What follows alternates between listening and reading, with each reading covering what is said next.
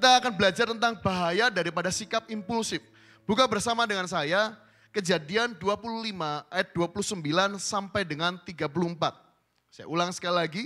Kejadian 25 ayat 29 sampai dengan 34. Yang sudah ketemu katakan amin. Belum ya? Coba lagi. Kejadian 25 ayat 29 sampai dengan 34. Yang sudah ketemu katakan amin. Oke, kita baca bersama-sama ya. Ayat 29, pria yang ganjil, wanita yang genap. Oke? 1, 2, 3, pria pada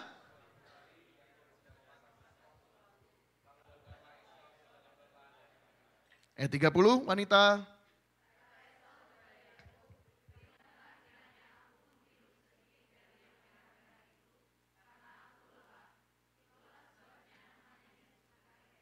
Tiga satu pria tetapi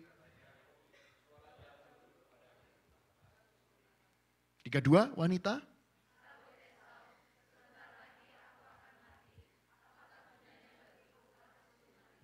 Tiga 33 pria kata Yakub.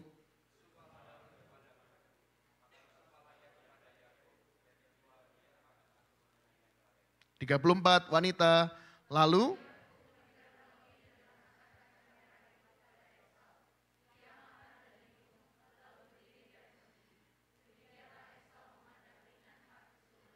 ayat 34 kita baca bersama-sama. 1, 3, lalu Yakub memberikan roti dan masakan kacang merah itu kepada Esau. Ia makan dan minum, lalu berdiri dan pergi. Demikianlah Esau memandang ringan hak kesulungan itu. Nah, tahukah Bapak Ibu Saudara sekalian, Esau ini adalah pribadi yang punya karakter dan sikap yang impulsif. Impulsif itu apa? Kadang-kadang kita berpikir impulsif itu apa, Pak Denny? Saya nggak pernah dengar, mungkin nggak pernah dengar, nggak pernah apa. Nah, dalam Kamus Besar Bahasa Indonesia, impulsif adalah sebuah dorongan kuat dari diri sendiri untuk melakukan sesuatu tanpa dipertimbangkan terlebih dahulu. Atau dengan kata lain, berbuat atau bertindak tanpa dipikirkan atau direncanakan terlebih dahulu.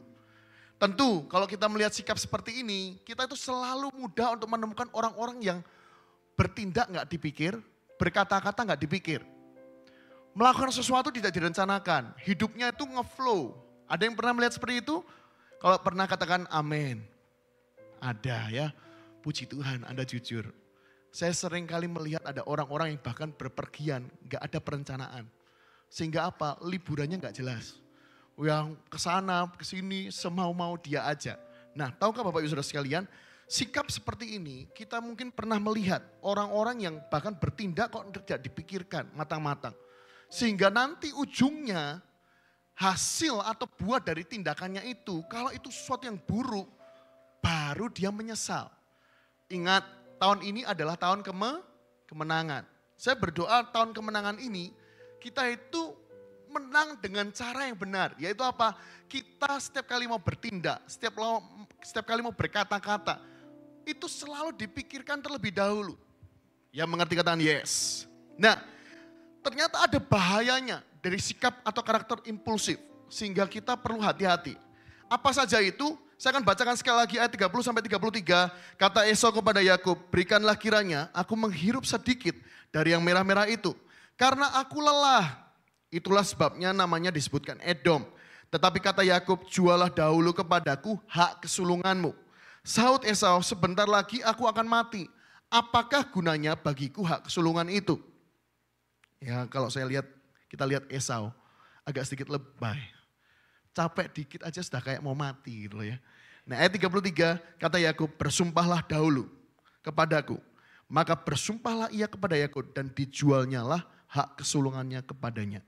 Nah bahaya dari sikap impulsif itu apa? Yang pertama, pengambilan keputusan yang tidak tepat. Katakan kanan kiri Anda, pengambilan keputusan yang tidak tepat. Tahukah sikap impulsif akan menghasilkan pengambilan keputusan yang tidak tepat. Sama halnya seperti Esau. Padahal kita sebagai seorang manusia setiap hari dalam hidup kita mulai dari buka mata ada keputusan-keputusan yang harus kita putuskan.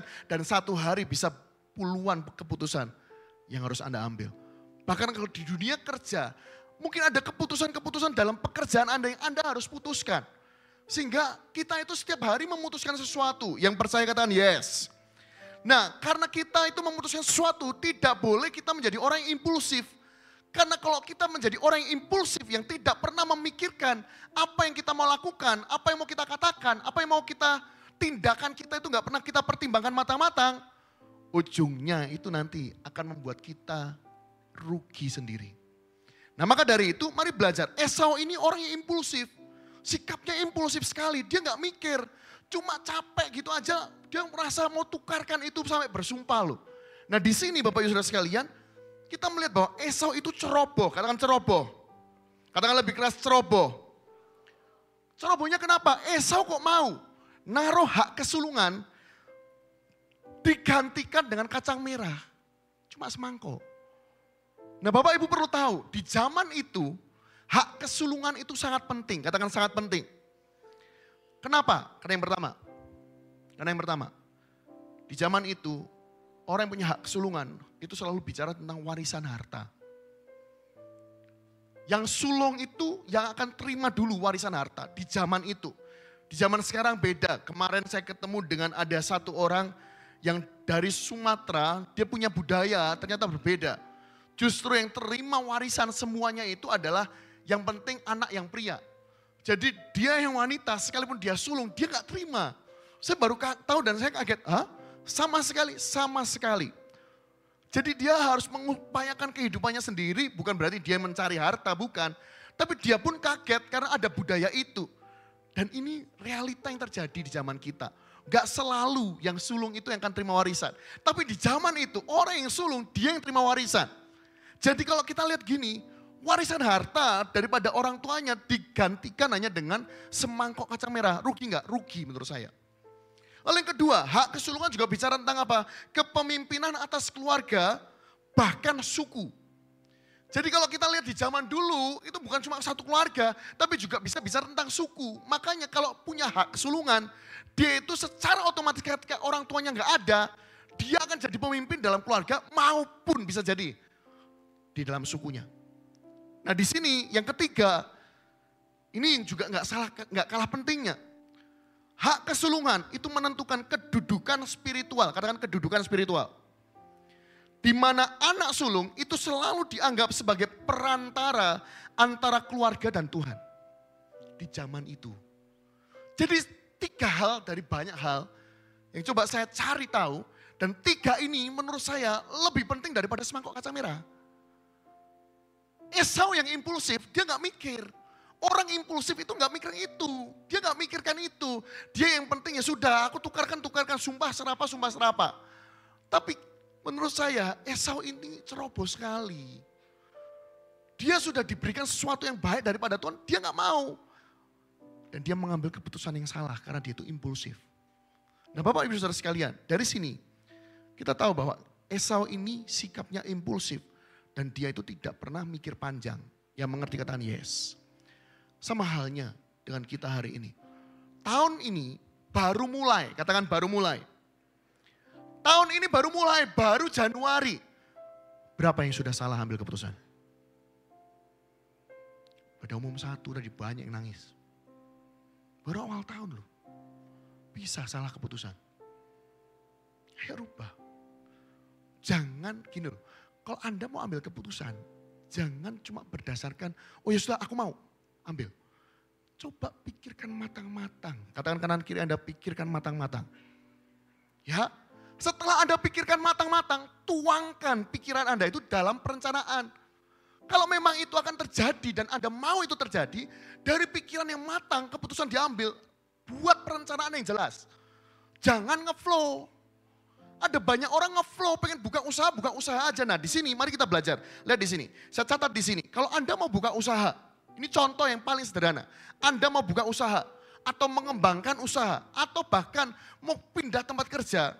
Sebelum fix Anda eksekusi, coba lihat. Yang pertama, cari tahu apakah usaha yang Anda mau buka itu peluangnya itu ada atau tidak. Kalau peluangnya nggak ada, tutup mata, jangan tutup mata, buka matamu dan sadar, jangan paksakan. Orang impulsif itu nggak akan mikir sampai sini. Orang impulsif yang penting, oh ya udah buka aja. Orang impulsif itu ya penting buka, yang penting aku ada pekerjaan. Tapi kalau kita sebagai anak Tuhan, kita nggak boleh jadi orang yang impulsif dengan dampak yang negatif. Orang berkata, Pak Denny, tapi apakah impulsif nggak ada positifnya? Ada. Melatih intuisi dan spontanitas. Tapi kalau hari-hari impulsif terus, ya bahaya toh. Masa setiap hari tidak ada perencanaan sama sekali? Berarti hidup Anda itu ngeflow. Saya contohkan tentang buka usaha. Ada peluang enggak? Jangan nanti setelah dibuka, Anda yang kelabakan. Kok enggak berkembang? Kok gini-gini aja? Loh, jangan salahkan orang lain, salahkan Kota Salatiga. Karena Anda sendiri yang buka, Anda enggak pikirkan matang-matang. Anda cuma asal buka, enggak ada pikiran macam-macam. Coba mulai sekarang diubah, katakan diubah. Kadang lebih keras diubah. Mau buka usaha yang pertama, lihat cari tahu apakah peluangnya itu ada atau tidak.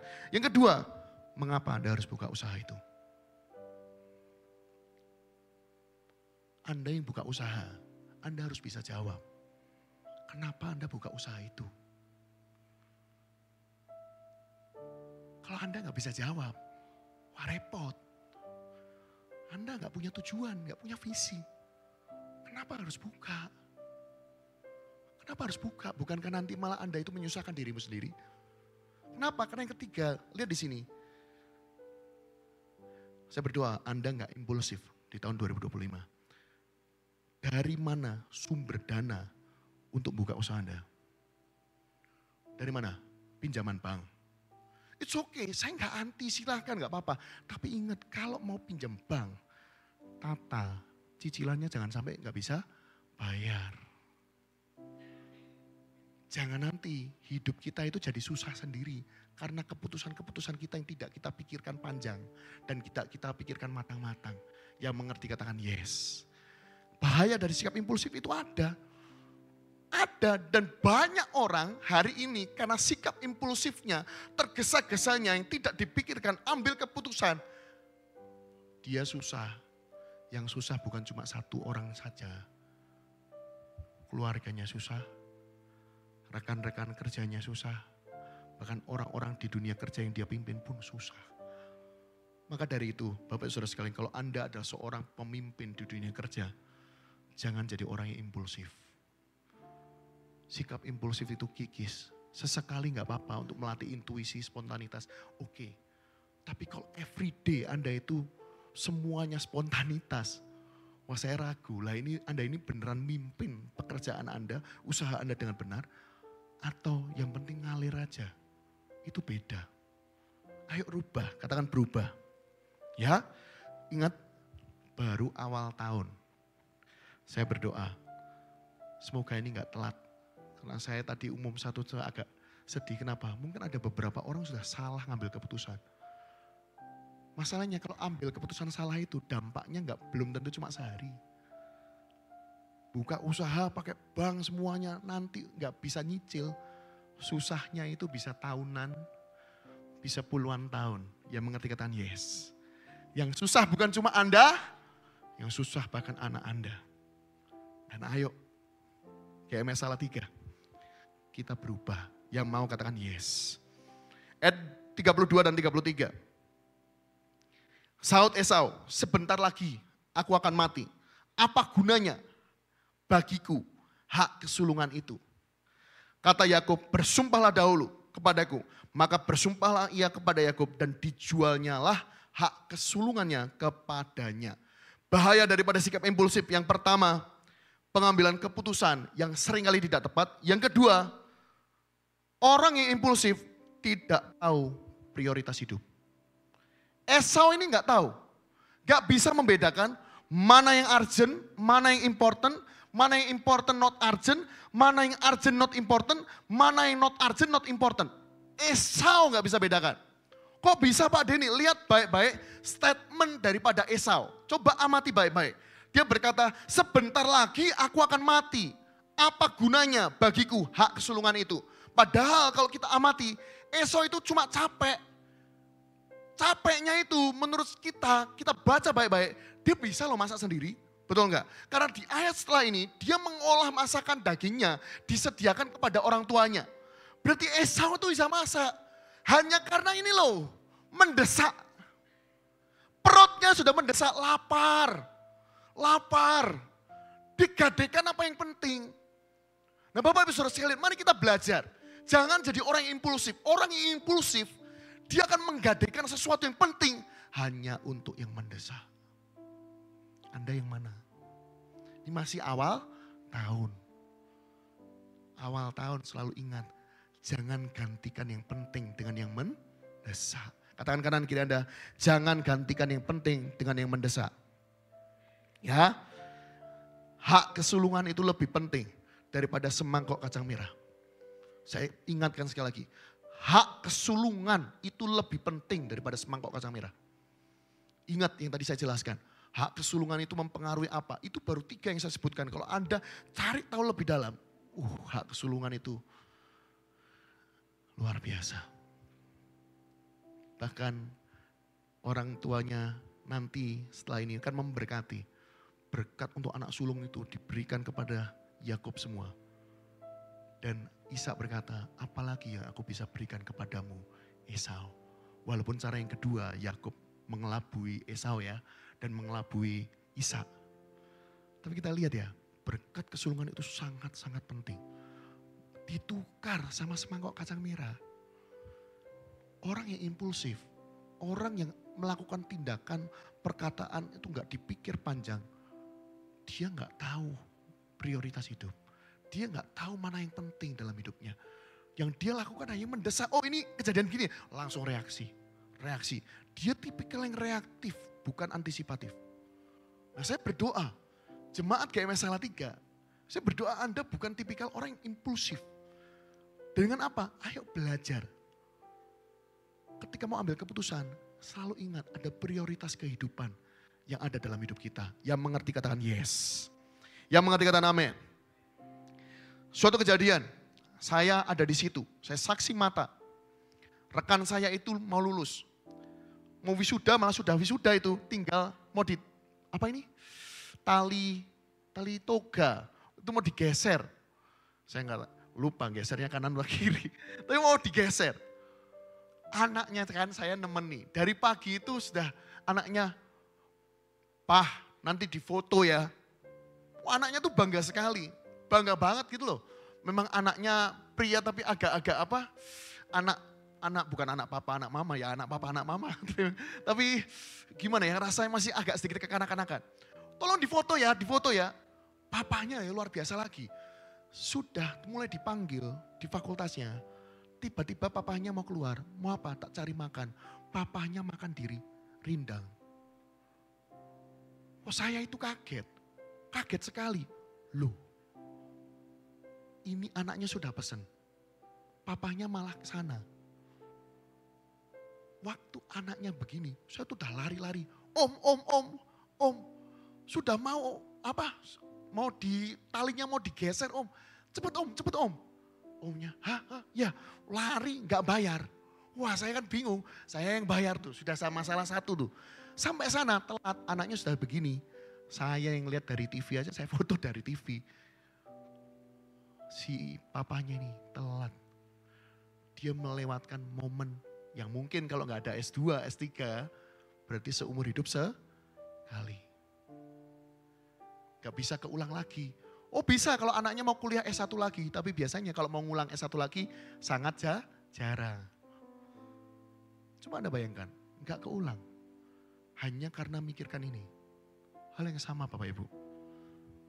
Kalau kita itu mau melakukan tindakan, gak dipikirkan, itu namanya impulsif. Nah kalau kita impulsif terus menerus, lama-lama kita tidak tahu prioritas kehidupan dalam hidup kita.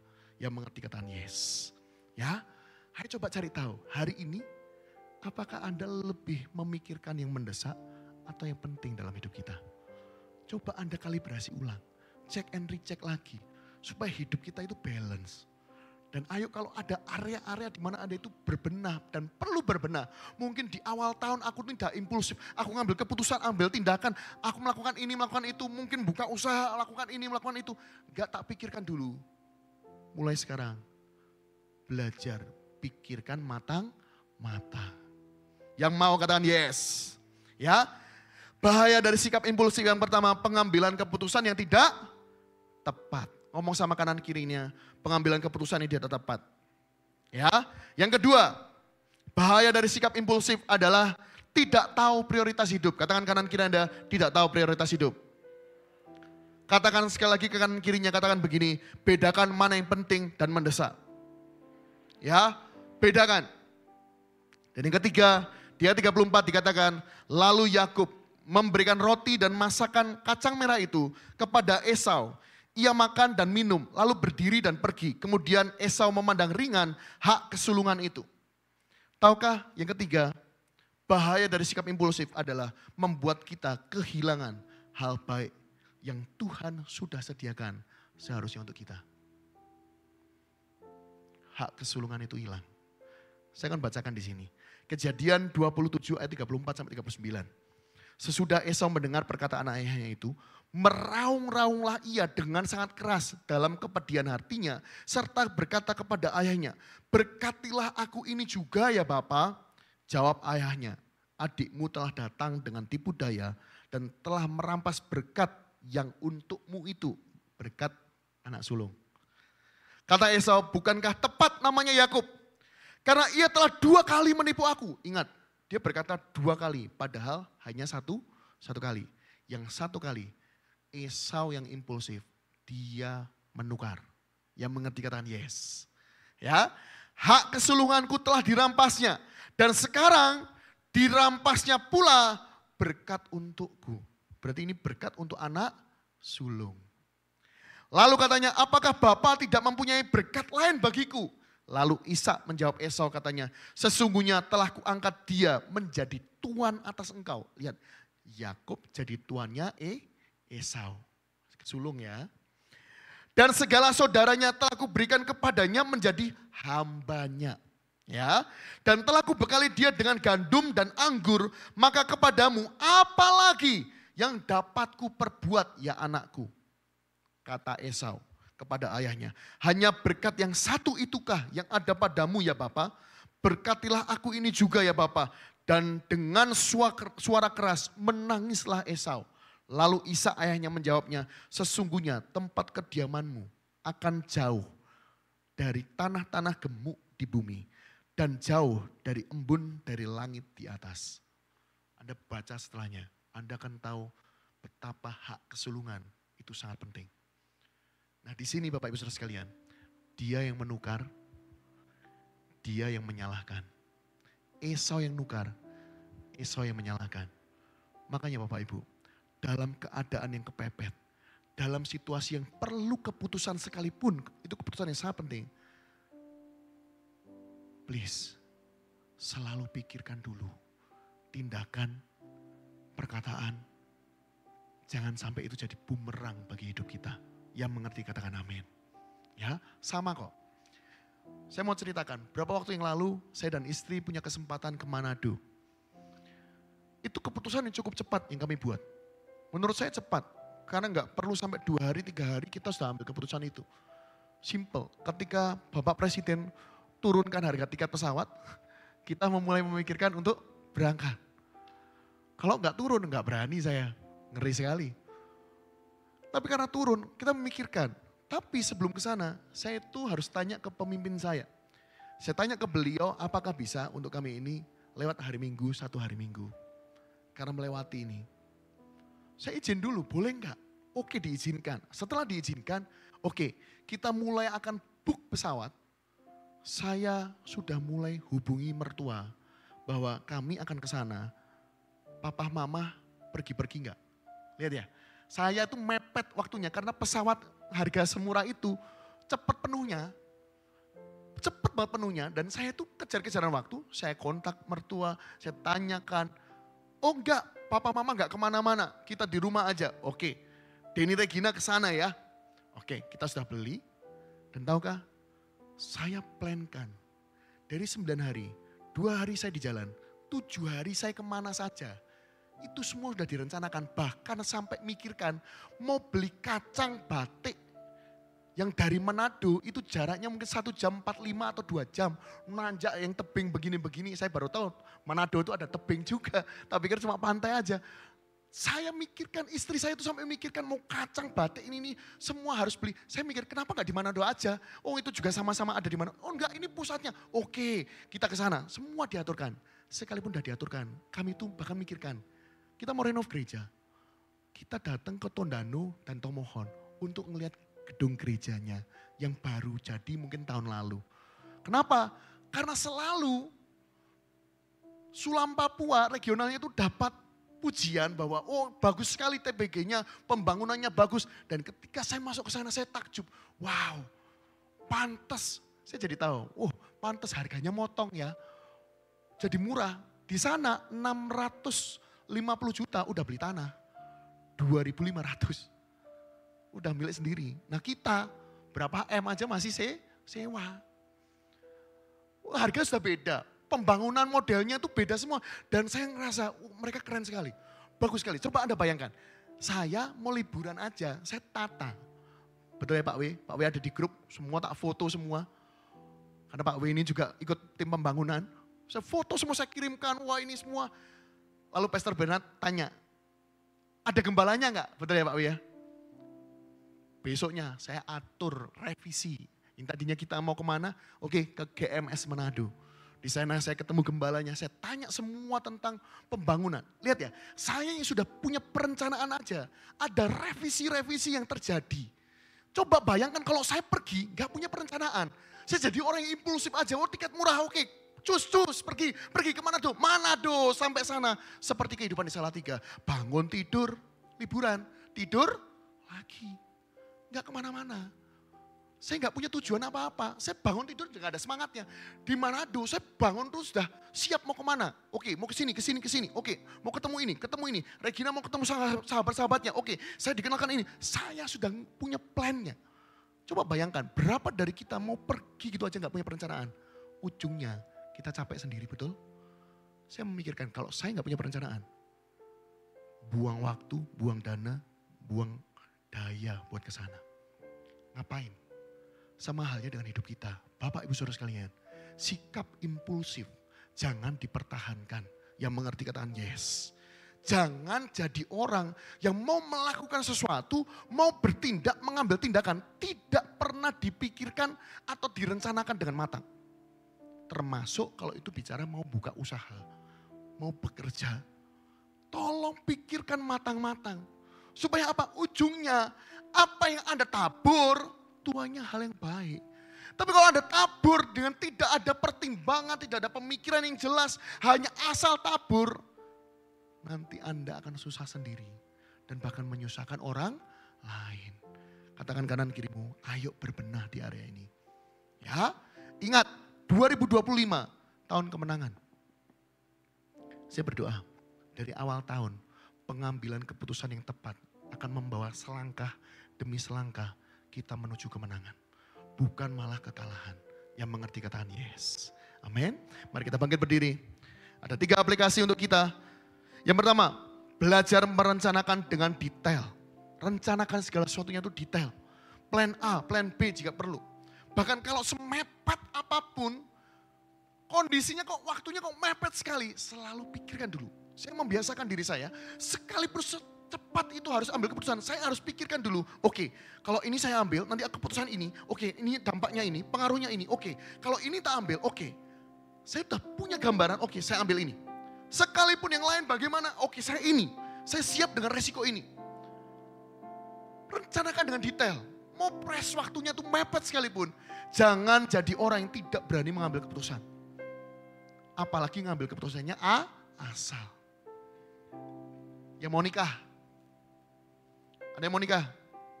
Plankan. Jangan cuma ngomong mau nikah. Tidak ada perencanaan. Nanti kalau waktunya udah mepet, tabungan gak ada, baru stres. Asam lambung mulai naik. Ya, ayo rubah. Aplikasi yang kedua, belajar menjalankan perencanaan dengan berani. Kalau sudah punya perencanaan, jalankan. Jangan cuma gini loh, memikirkan untuk bertindak itu bagus. Tetapi kalau sudah dipikirkan, sudah dapat, gak berani bertindak, sayang sekali. Jalankan perencanaan itu dengan berani. Karena butuh orang-orang yang berani melangkah dengan iman. Untuk hal itu bisa terjadi. Yang mengerti kata yes. Ya, dan yang ketiga, belajar menata prioritas kehidupan dengan benar. Orang yang impulsif gak bisa tata itu. Karena orang yang impulsif selalu pikirannya hanya untuk yang mendesak. Dia gak mikirkan mana yang penting. Yang mendesak, oke, terjadi ini, oke. Nah itu orang impulsif, spontanitasnya bagus. Tapi kalau kehidupannya setiap waktu impulsif terus, ambil keputusan gak dipikir, ini gak dipikir, tindakan gak dipikir. Itu malah meresikokan kehidupannya. Yang mengerti katakan amin. Ya, saya berdoa di tahun 2025 awal ini, setiap kita tidak menjadi orang-orang yang justru nantinya menyesali setiap keputusan-keputusan yang kita buat. Amin.